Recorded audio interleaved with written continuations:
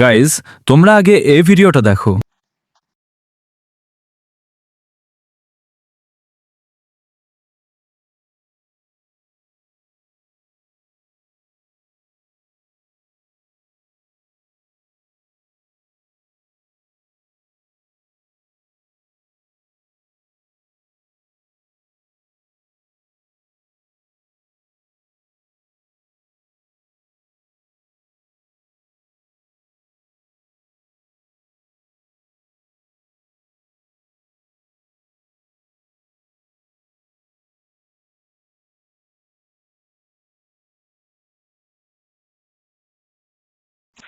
ভাই, যে আমার সাথে লোন অফ খেলছো তার সামনে যদি ভিডিওটা যায় তাহলে তার উদ্দেশ্যে কিছু কথা।